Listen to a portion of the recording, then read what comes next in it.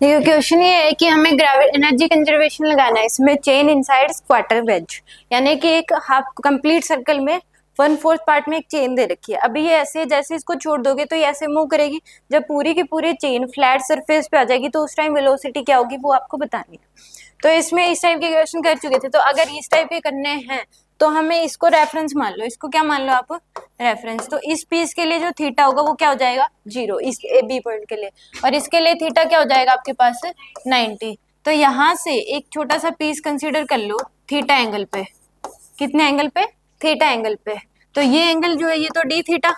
इस पीस की जो लेंथ है वो होगी dx। मास क्या हो जाएगा इसका? dm के बराबर। यहाँ से वर्टिकल से थीटा एंगल पे एक छोटा सा पीस कंसीडर कर लिया हमने जिसकी लेंथ है dx, मास उसका dm के बराबर है। अब इसकी जो dx की वैल्यू है वो कितनी हो जाएगी आपके पास? r d थीटा के बराबर। ये dx की वैल्यू हो जाएगी।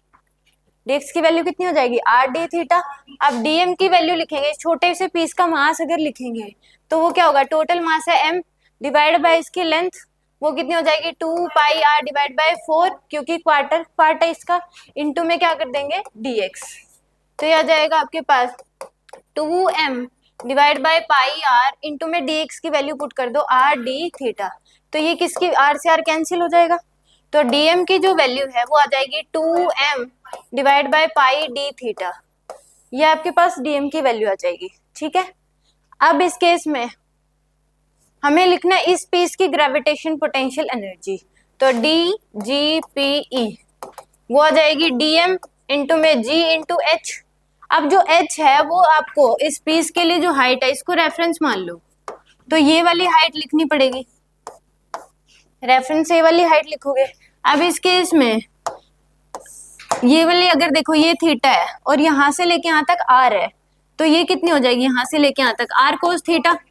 और ये वाली जो लेंथ होगी क्या हो जाएगी? r minus r cos theta. ठीक है। ये जो हाइट होगी r minus r cos theta होगी, क्योंकि हमने ये वाली ट्रायंगल यूज कर ली यहाँ पे ऐसे। तो ये वाली पूरी r थी, तो यहाँ से लेके यहाँ तक हो जाएगी r कोस थीटा। यहाँ से यहाँ तक r थी तो r minus r cos theta, ये हाइट आ जाएगी हमारे पास। तो यहाँ पे ग्रेविटेशन पोटेंशियल एनर्जी इस छोटे से पीस की अगर लिखेंगे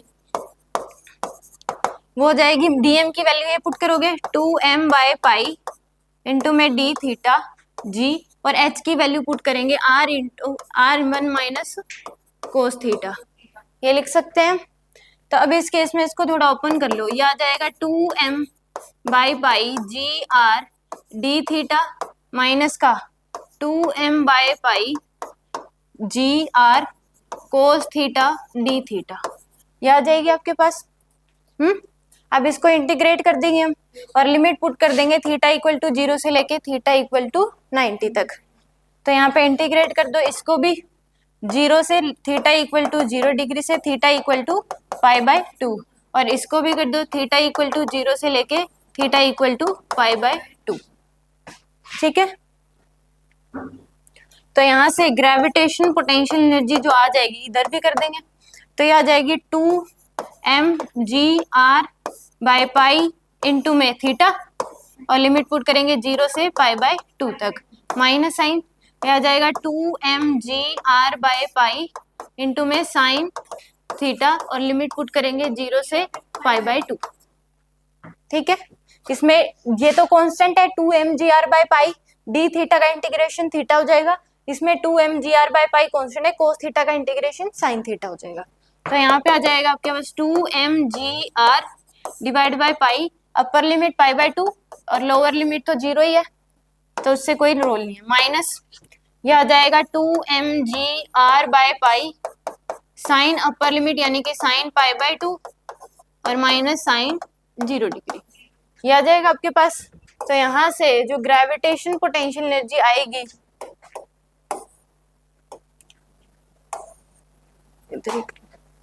तो ये जो ग्रेविटेशन पोटेंशियल एनर्जी आएगी आपके पास वो आ जाएगी 2, ये पाई से पाई कैंसिल, ये 2 से 2 mgr माइनस का ये आ जाएगा 2mgr बाय पाई, ये साइन 91 हो जाएगा आपके पास, ये वाली पूरी वैल्यू। तो ये आपके पास आ जाएगी ग्रेविटेशन पोटेंशियल एनर्जी। ठीक है, और फाइनल जीरो हो जाएगी क्योंकि इसी को रेफरेंस हमने मान के लिखी है, तो फाइनल पोटेंशियल एनर्जी क्या हो जाएगी, जीरो। तो अब एनर्जी कंजर्वेशन लगा दे, ये समझ में आ गया ये वाला पार्ट। अब mechanical energy initial equal to कर दो मैकेनिकल एनर्जी फाइनल। तो इनिशियल काइनेटिक एनर्जी जीरो थी, पोटेंशियल एनर्जी ये हो जाएगी एम जी आर माइनस का 2 mg r divide by pi equal to half mv²। और पोटेंशियल एनर्जी फाइनल क्या हो जाएगी, जीरो, क्योंकि जो रेफरेंस माना है उसी पे पूरी की पूरी चेंज। तो यहाँ से m से m कैंसिल हो जाएगा आपके पास, तो आ जाएगा gr minus 2gr divide by pi equal to v²/2।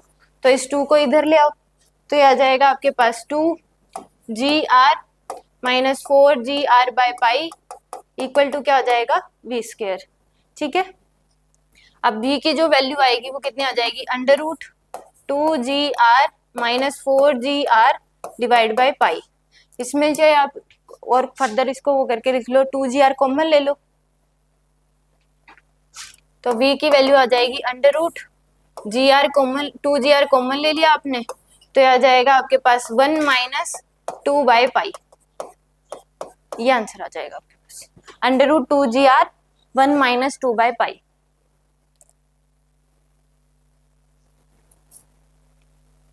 कोई डाउट इसमें? यानी कि इसमें भी हमने लिखा है कि यहाँ से ये पीस बी पॉइंट है, यहाँ से थीटा एंगल पे एक पीस कंसीडर कर लिया, डीएम मास का, उसकी लेंथ है dx। तो उस केस में इस dx की जो वैल्यू होगी वो r d थीटा के बराबर हो जाएगी, और इस केस में dm की जो वैल्यू है वो total mass divide by length, total length, क्योंकि ये छोटे से पीस की लिखनी है। तो अगर पूरी l लेंथ मान लो कि 2πr बाय पाई की अगर मास m है, तो एक यूनिट इसी जो आया, यानी कि 2πr डिवाइड बाय 4, इसका मास कितना है, m है।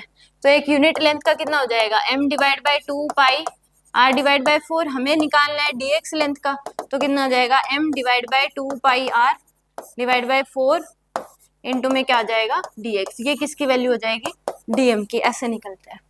तो ये dm की वैल्यू लिखी हमने, इनिशियल ग्रेविटेशन पोटेंशियल एनर्जी जो लिखेंगे इस पीस की लिख रहे हैं, तो dmgh, और यहाँ पे dm की वैल्यू हमने निकाली ली है, g को एज इट इज, और h की वैल्यू रेफरेंस ये लिखेंगे r minus r cos theta, और इनको इंटीग्रेट किया क्योंकि इसके लिए, इस पीस के लिए थीटा 0 है, उसके लिए कितना हो गया 90। तो सोल्व करके वेलोसिटी आ गया आपके पास। कोई डाउट इसमें?